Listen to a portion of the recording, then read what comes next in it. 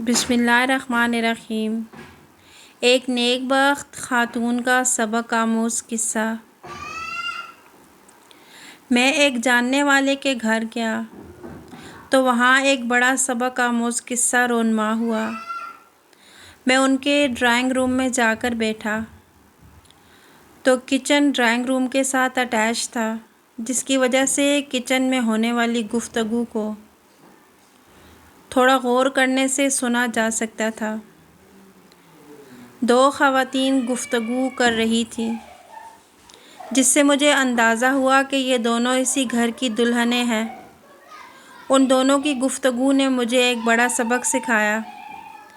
ایک خاتون دوسری سے کہہ رہی تھی کہ تم پر کتنا ظلم ہوتا ہے، سارا دن تم سے گھر کے کام کرواتے رہتے ہیں، ہر کوئی تمہیں نوکر کی طرح سمجھتا ہے، شاید اس لیے کہ تم مڈل کلاس فیملی سے تعلق رکھتی ہو، اور مجھے دیکھو گھر میں سارا دن رانیوں کی طرح راج کرتی ہوں، کوئی مجھے کچھ نہیں کہتا، جس کو کام ہوتا ہے وہ تمہیں کہتا ہے، تمہیں ان لوگوں نے گھر کی نوکرانی بنا رکھا ہے، تم اپنے شوہر کو کیوں نہیں بتاتی یہ سب؟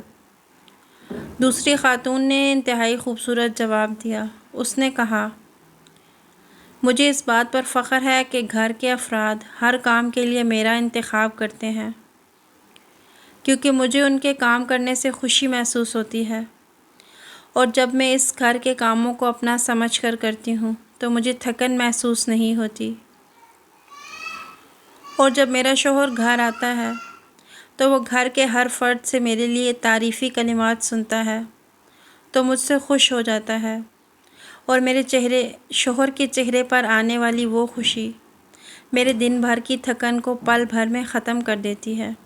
پھر میں اللہ کا شکر ادا کرتی ہوں کہ میں اپنے شوہر کی نافرمانی اور ناراضگی سے محفوظ ہوں، اور باقی رہی مڈل کلاس کی بات، تو اللہ کے نزدیک ان کلاسز کی کوئی اہمیت نہیں، وہ اپنے بندے کو تقویٰ کی بنیاد پر پرکھتا ہے، اس لیے میں اپنے شوہر کی نافرمان ہو کر اپنے رب کو ناراض نہیں کرنا چاہتی، چاہے اس کے لیے مجھے کوئی بھی قربانی دینا پڑے۔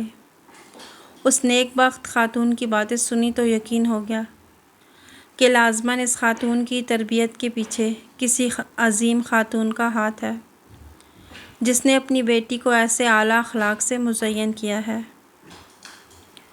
ویڈیو پسند آئی ہو تو لائک کیجیے گا۔ جزاکم اللہ خیراً کثیرا۔